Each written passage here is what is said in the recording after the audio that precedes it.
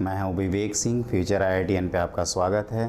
तो बच्चों, मैं उम्मीद करता हूं आपकी पढ़ाई अच्छे से चल रही होगी और आप इंजॉय कर रहे होंगे प्रोबेबिलिटी को। तो बच्चों, ऑलरेडी हम लोगों ने काफ़ी बेसिक पढ़ लिया है। अब हमने कहा था कि 1-2 क्लास आपको क्वेश्चंस कराएंगे, फिर आगे बढ़ेंगे। तो आज की क्लास में भी हम लोग मेनली सिंपल प्रोबेबिलिटी पे कुछ बेसिक क्वेश्चंस किया जाएगा। जैसा कि हमने क्वेश्चन बोर्ड पे लिखा हुआ है, आप इसको पहले नोट कर लीजिए, अपनी तरफ से अटैम्प्ट करिए। 2 natural numbers are randomly selected from set of first 20 integers। आगे क्या है? Find the probability that their sum is odd। दूसरा है their sum is even। और selected pair is twin prime। ये twin prime क्या होते हैं?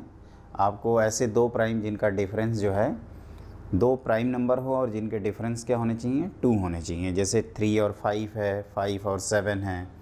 अगला ट्विन प्राइम कौन है? तो 11 13 है, फिर 17 19 है। इस तरह से कह सकते हैं। तो अब हम लोगों को देखना है बेसिकली कि इसको कैसे किया जाएगा। तो क्वेश्चन आई होप सब लोगों ने अटैम्प्ट कर लिया होगा। तो ध्यान से देखना, इसमें क्या है कि आपको जो नंबर है उनका समेसन क्या होना चाहिए? ऑड। तो जैसे अगर हम यहाँ पे अगर कलेक्शन ऑफ नंबर्स की बात करें तो number of points in sample space, जो सैम्पल पॉइंट हम लोग कितने लिखेंगे? 20C2। ये तो समझ में आ ही रहा है। अब देखिए, जैसे अगर हम चाहते हैं कि लेट 2 नंबर्स आर, ये दो नंबर्स मान लीजिए कि R A and B हैं, तो आपको पहले केस में क्या चाहिए?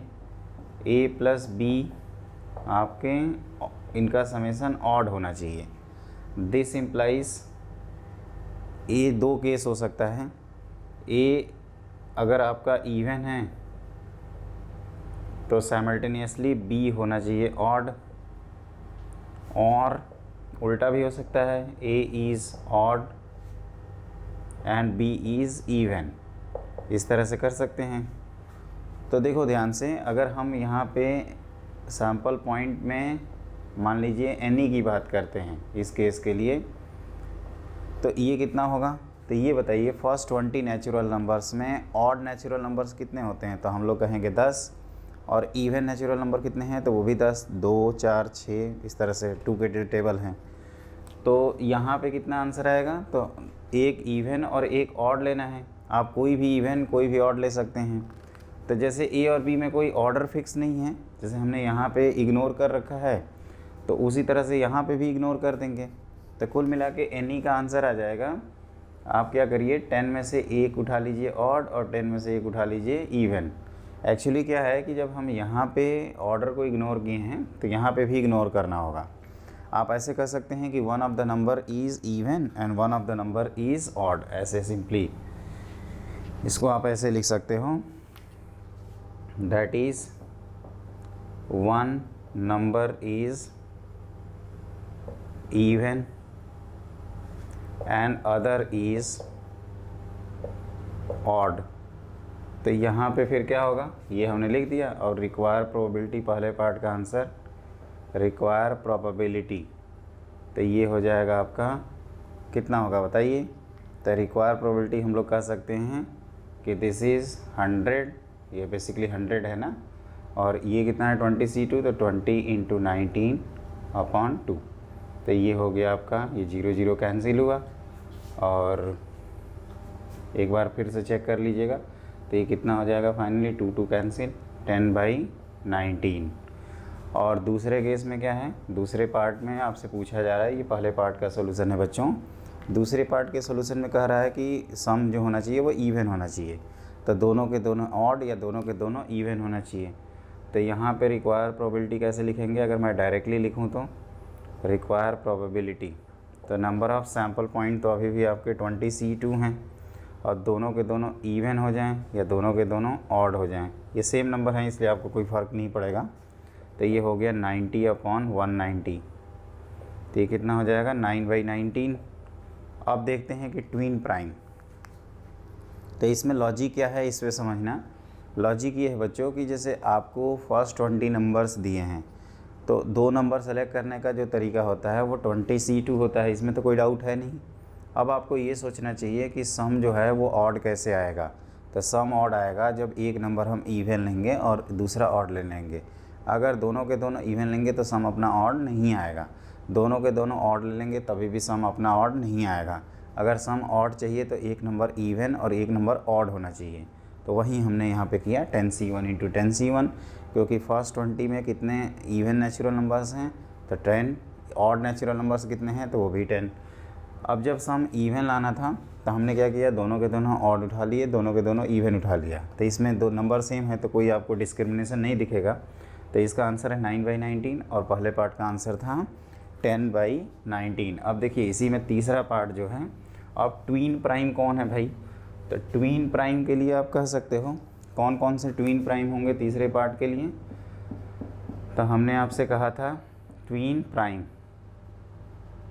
तो ये कह सकते हो कि एक 3 है 5 है, 2 और 3 नहीं है क्योंकि 2 और 3 का डिफरेंस कितना है 1 है। ट्वीन प्राइम का मतलब कि the two prime numbers in which the difference या difference of two prime ordered pair, ऐसे जैसे 2 प्राइम हो और उनका जो डिफरेंस है वो 2 है। तो एक अपना 5 7 हो जाएगा, 7 9 तो प्राइम है नहीं तो उसको नहीं लिखेंगे। फिर 11 13 13 15 होगा नहीं, 15 17 में 15 प्राइम है नहीं, और लास्ट है आपका 17 19। तो ये गिन के आंसर कितने आ गए आपके 4। तो रिक्वायर प्रोबेबिलिटी ये कितना आएगा बताइए। तो रिक्वायर प्रोबेबिलिटी लिखेंगे 4 डिवाइडेड बाई कितना लिखा था हमने 20c2।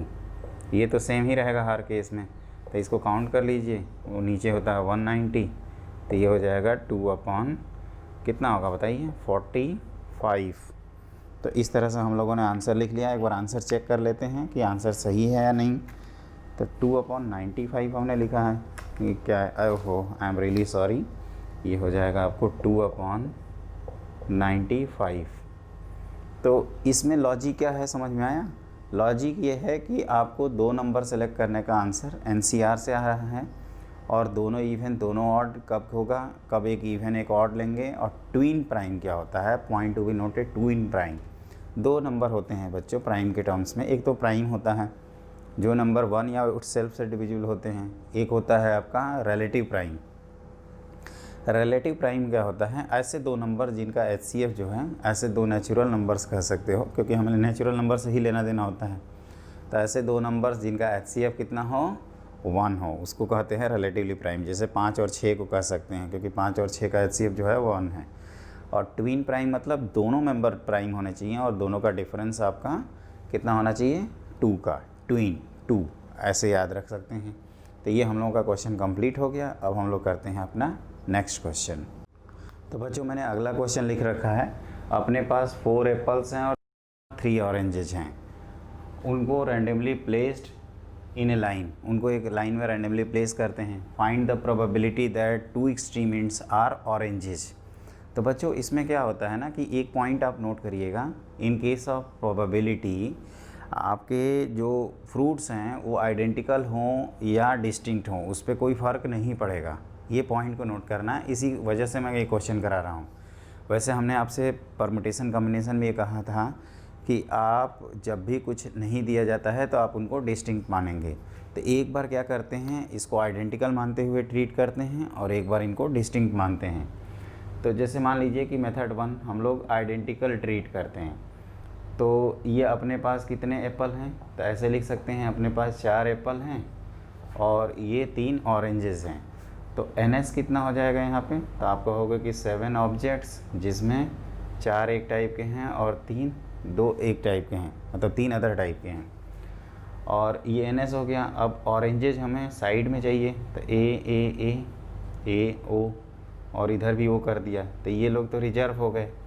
अब यहाँ पे NE कितना होगा जो रिक्वायर्ड केसेज है, तो आप कहोगे 4 फैक्टर, ये टोटल कितने हो जाएंगे, ये तो रिजर्व हो गए तो उसका नंबर ऑफ मेथड एक ही होगा। और यहाँ पे तो ये टोटल 5 ऑब्जेक्ट्स हैं जिसमें आप कह सकते हो कि 4 आइडेंटिकल हैं। क्लियर। तो रिक्वायर प्रोबेबिलिटी आप कैसे लिखेंगे, तो NE/NS, क्योंकि ये सब इक्वली लाइकली हैं तो NE/NS करते हैं। तो NE है अपना 5 फैक्टोरियल अपॉन 4 फैक्टोरियल, और इसको पलट के लिख देते हैं 4 फैक्टोरियल 3 फैक्टोरियल अपॉन 7 फैक्टोरियल। तो ये 4 फैक्टोरियल कैंसिल आउट हो गया, इसको लिख सकते हैं 7 इंटू 6 इंटू 5 फैक्टोरियल, और ऊपर क्या है 5 फैक्टोरियल इंटू 6, तो ये 6 कैंसिल, ये कैंसिल, तो ये कितना आंसर आ गया 1/7।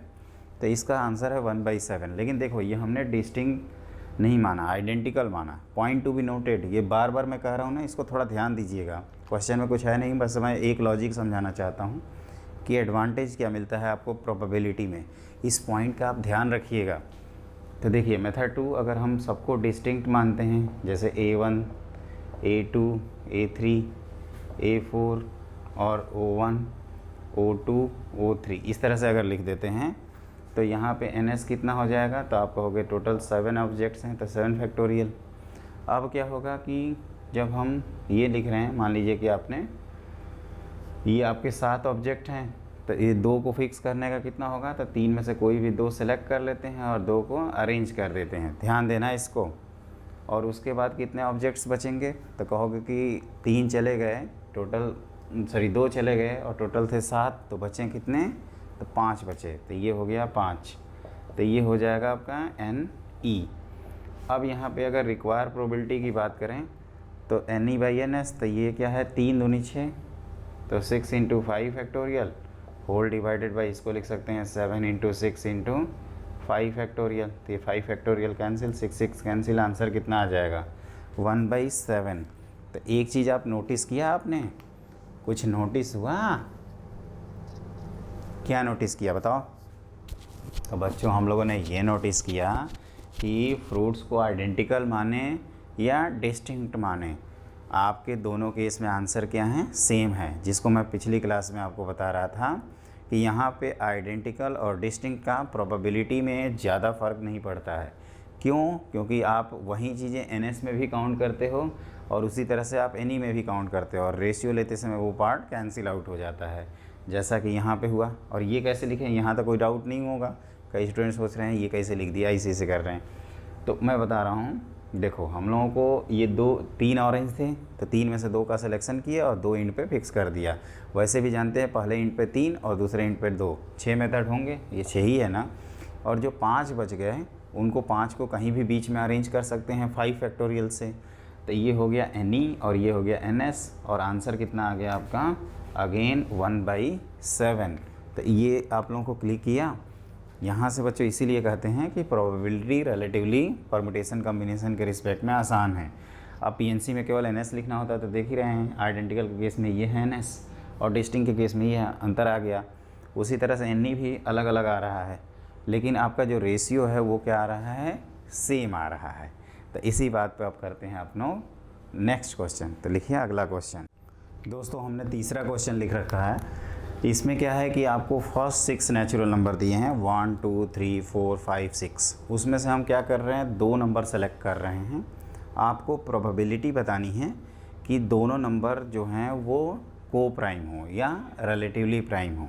तो एक चीज़ इसमें नई चीज़ है, जैसे हम लोगों ने पिछले question last to last question में क्या किया था, आपका ट्विन प्राइम ढूंढा था। तो उसी तरह से ये नोट करके लिख लीजिए, A and B are A and B, ये एंड लिखा हुआ है, A and B are relatively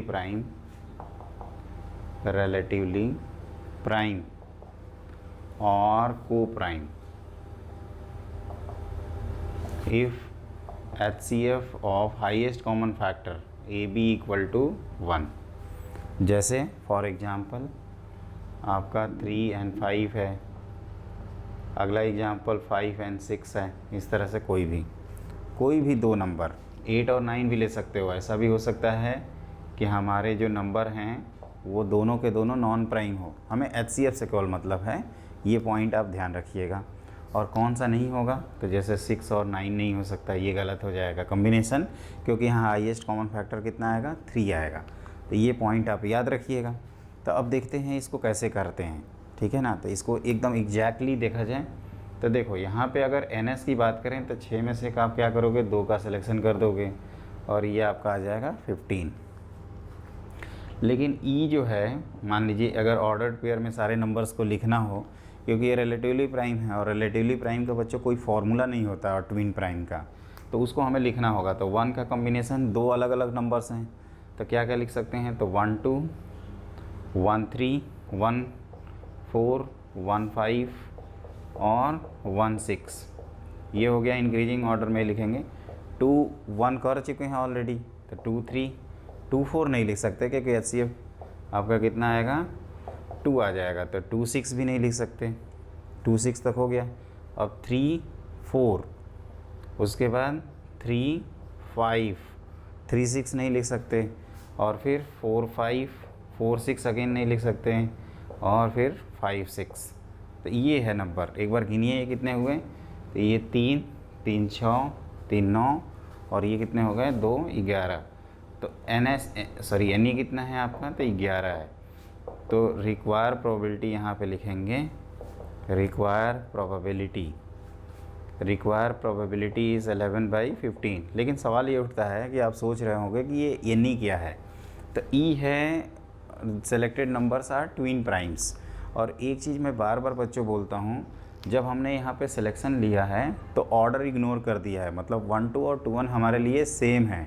तो जब हम यहाँ पे 1 2 और 2 1 नहीं काउंट किए हैं, तो यहाँ पे भी कोई एक ही काउंट करेंगे। इसलिए आप नोटिस कर रहे होंगे कि 1 2 लिखा है तो हमने 2 1 नहीं लिखा है। अगर आप 2 1 लिखने लगोगे ना, तो फिर यहाँ पे भी आपको इंटू 2 करना होगा। अगर आप यहाँ डबल करोगे तो यहाँ पे भी डबल करोगे, सीधी सी बात है यार, इसमें कौन सी बड़ी बात है। तो यहाँ पे हमने इग्नोर कर दिया ऑर्डर को, तो यहाँ पे भी ऑर्डर को इग्नोर करना ही होगा। अपने पास चॉइस नहीं है, ये बात ध्यान रखिएगा। और ये आप 1 का कॉम्बिनेशन तो सबके साथ होगा। 2 3 2 5 2 4 क्यों रिजेक्ट किए, क्योंकि 2 और 4 का जो HCF है वो 2 है, हमें चाहिए HCF 1। तो इस बात को दोस्तों याद रखिए और अच्छे से ये सारे क्वेश्चंस कर लीजिए। तो मेरे ख्याल से ये क्वेश्चन हो गया आपका। आगे बढ़ जाऊँ, तो अब आप लिखिए अपना नेक्स्ट क्वेश्चन। तो देखो बच्चों, अब हम लोगों का अगला क्वेश्चन जो है वो आपका लीप ईयर से रिलेटेड है। तो लीप ईयर से रिलेटेड जो क्वेश्चन है उसको ध्यान से समझिएगा। A leap year is selected at random, find the probability that it has 53 Monday and 53 Tuesday. 53 Monday और दूसरा पार्ट है 53 मंडे और 53 ट्यूसडे। सबसे पहला क्वेश्चन ये होता है कि ये लीप ईयर क्या है। तो बच्चों, जैसा कि हम लोगों को पता है कि लीप ईयर वो ईयर होता है जिसमें जो फरवरी है वो आपका 29 डेज़ की होती है, या इसको दूसरे टर्म्स में ये कहें कि टोटल जो डेज़ होते हैं 1 ईयर में वो 366 डेज़ होते हैं। और 366 डेज़ में 52 तो कंप्लीट वीक होगा, क्योंकि 52 मल्टीप्लाइड बाई 7 कितना होता है, 364। तो जो 2 दिन एक्स्ट्रा आएंगे, और वो भी मालूम है कि ये 2 दिन कंटिन्यूएशन में आएंगे, जैसे संडे मंडे हो सकता है, मंडे ट्यूसडे हो सकता है, ट्यूसडे आपका वेडनेसडे हो सकता है। कभी भी ऐसा नहीं होगा कि जो 2 दिन एक्स्ट्रा आ रहे हैं वो एक संडे पड़ गया और एक फ्राइडे पड़ गया, ऐसा कभी नहीं होता। क्योंकि वो हम लोगों को भी मालूम है कि जैसे मंडे के बाद क्या आता है, ट्यूसडे आता है, कभी मंडे के बाद फ्राइडे तो आता नहीं है। तो ये पॉइंट को आप ध्यान रखिएगा। तो यहाँ पे क्या है ना कि आपको ये सोचना है कि एक लीप ईयर, ध्यान से देखिए, तो आप इसको लिखेंगे 366 डेज़। और 366 डेज़ का मतलब होता है कि 52 कंप्लीट वीक और प्लस 2 डेज़। और ये 2 दिन एक्स्ट्रा जो हैं ये डिसाइड करेंगे कि 53rd कौन बनने वाला है। तो यहाँ पे अगर NS की बात करें, ऑर्डर्ड पेयर में अगर सैम्पल स्पेस को लिखें, तो ये अपना दिन क्या हो सकता है, संडे मंडे हो सकता है अगर हम शॉर्ट में लिखें तो, फिर मंडे ट्यूसडे हो सकता है, उसके बाद ट्यूसडे वेडनेसडे हो सकता है, फिर वेडनेसडे थर्सडे हो सकता है, फिर थर्सडे फ्राइडे हो सकता है, फिर फ्राइडे सैटरडे हो सकता है, और एक और पॉसिबिलिटी आती है कि सैटरडे और संडे हो सकता है। ध्यान देना इस चीज़ को, क्योंकि यहीं 2 पॉसिबिलिटीज आएंगी, या तो ये होगी या तो ये या तो ये। गिन लीजिए 7 होंगे total, 1 2 3 4 5 6 7। Sunday Monday, Monday Tuesday, Tuesday Wednesday, Wednesday Thursday, Thursday Friday, Friday Saturday और सैटरडे संडे। तो ये आप कह सकते हो कि यहाँ पे जो NS है, जो number of point in sample space क्या है, 7। अब इन तीनों के NE लिख दिए जाएं, तो यहाँ पे NE कितना होगा, 53 मंडे एंड 53 ट्यूसडे, मतलब मंडे भी 53, ट्यूसडे भी 53, तो वो कौन सा है? तो आप कहोगे ये है पहले पार्ट का आंसर। तो इस पार्ट के लिए एनी कितना है? 1 है। 53 मंडे, तो आप कह सकते हो कि ये 2 केस हैं, तो यहाँ का एनी जो है वो कितना है आपका? तो 2 है। और 53 मंडे और 53 ट्यूसडे, तो मंडे हो गया और ट्यूसडे भी 53। तो आप ध्यान से देखिए, इसमें एक केस ये है, दूसरा केस ये है और तीसरा ये है। तो यहाँ पे टोटल कितने हो जाएंगे answer? Number of point in event is 3। तो ध्यान रखिएगा, अगर यहाँ आंसर्स की अगर बात करें तो इस पार्ट का आंसर है 1/7, इसका 2/7 और इसका 3/7। पॉइंट टू बी नोटेड, ये 1/7 का मतलब कि 53 मंडे एंड साइमल्टेनियसली 53 ट्यूसडे। बच्चों यहाँ पे आप लोग गलती करते हो, मुझे पता है। और एक चीज़ ध्यान रखना, ये लीप ईयर है तब इतना 366 कह रहे हैं। अगर आपका नॉन लीप ईयर कहते तो यहाँ पे 365 होगा, तो एक ही दिन एक्स्ट्रा आएगा। तो उस समय एक एक करके हम ऑर्डर पर नहीं लिखेंगे, सिंगल सिंगल लिख देंगे, लेकिन पॉसिबिलिटीज़ अभी भी साथ ही आएंगी। तो एक चीज़ ध्यान रखिएगा कि जब ये एंड लगा हुआ है, मतलब हम पहले पार्ट को केवल दूसरे पार्ट को केवल चाहते हैं, तो ये 1/7 हो गया। जब आपको केवल 53 मंडे कहा जा रहा है, तो इसमें ढूंढी है कि मंडे कहाँ कहाँ लिखा है, तो आप क्या ये 2 है तो 2/7 लिख दिया आपने। और 53 मंडे है और लगा है बच्चों, मतलब या तो 52 मंडे होने चाहिए, 53 मंडे होने चाहिए, या तो 53 ट्यूसडे होने चाहिए। तो मंडे वाली 2 पॉसिबिलिटी, ट्यूसडे की भी 2, तो ओवरऑल कितनी हो गई? ये 3 पॉसिबिलिटी।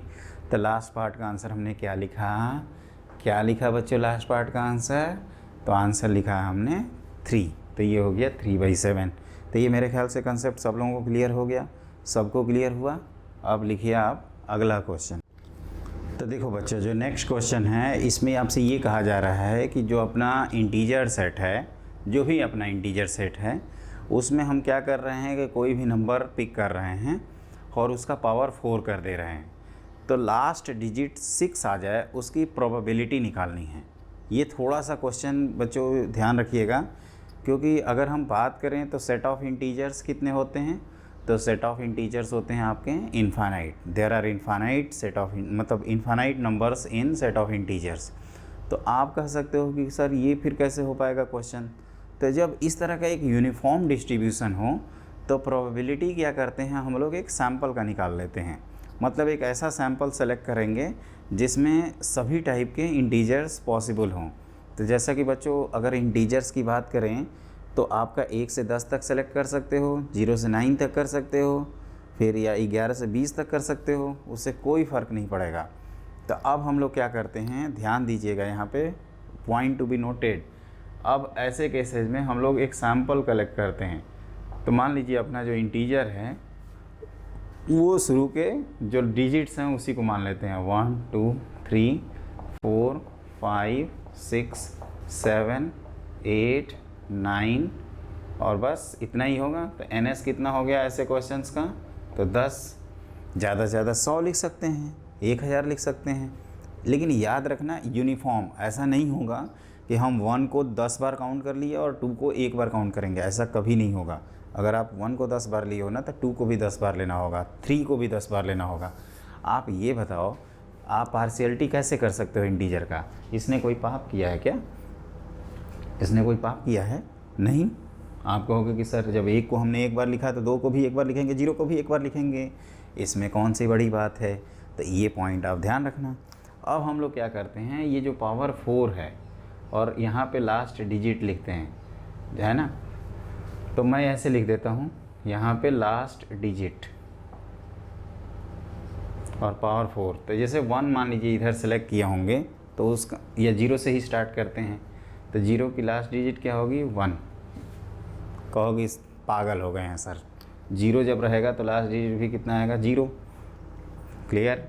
अब 1 लिखेंगे तो यहाँ पे लास्ट डिजिट 1 आएगा। जैसे 1 की पावर 1 करें, 2 करें, 3 करें, 4 करें, हमेशा लास्ट डिजिट आपका क्या आएगा बताइए? ये x की पावर 4 है और ये x के नंबर्स हैं। तो और अगर हम 2 लेते हैं तो 2 की पावर 4 16, लास्ट डिजिट कितना आ गया? 6। 3 लेंगे तो 3 की पावर 4 81, लास्ट डिजिट 1। 4 लोगे तो 4 का स्क्वायर होता है 16, फिर 6 4 जा 16 4 जा 64, फिर करोगे तो 256। ये भी लास्ट डिजिट कितना आ गया 6। 5 की पावर कुछ भी करें लास्ट डिजिट 6 ही आएगी, सॉरी 5 आएगी। और 6 की पावर कुछ भी कर लेते हैं लास्ट डिजिट 6। 7 7 का स्क्वायर 9, फिर 3 और फिर 1। अब आगे 8 के लिए तो लास्ट डिजिट 8 8 64, फिर 8 चौका 32 और 2 2 8 16।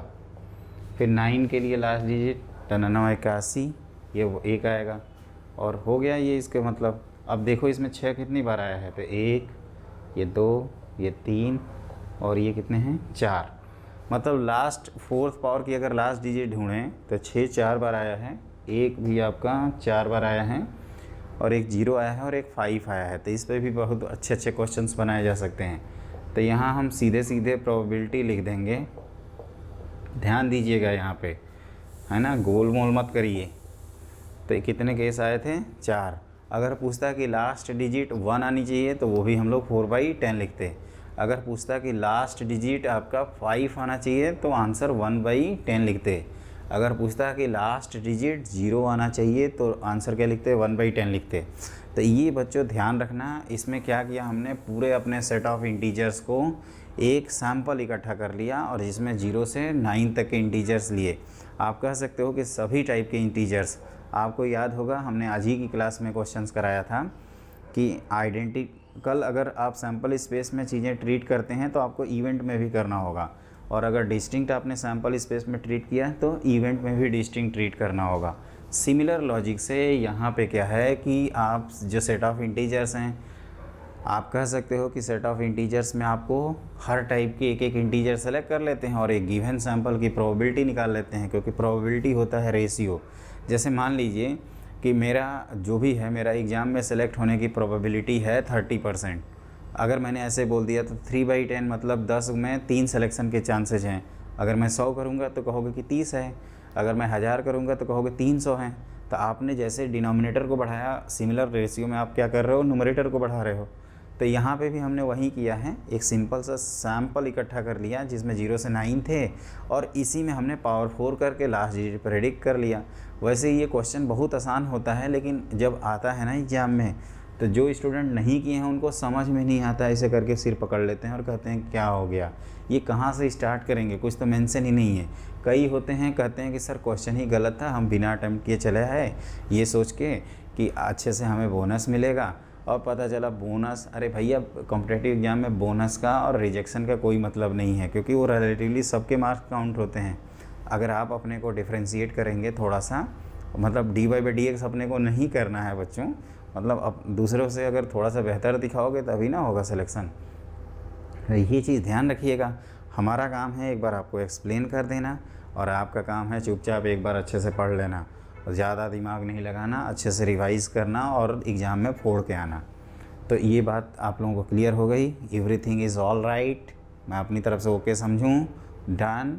तो बच्चों आज की क्लास में हम लोगों ने कुछ इंपॉर्टेंट क्वेश्चंस किए। अगली क्लास में जब हम मिलेंगे तो आपको एक कंसेप्ट होता है odds in favour and odds against, तो उसके बारे में मैं बताऊंगा, बहुत बेहतर प्यार से एकदम बताऊंगा। लेकिन आप हमारे चैनल को ज़रूर सब्सक्राइब करिए और ज़्यादा बच्चों को शेयर करिए। आज की क्लास के लिए बस इतना ही। Have a great day.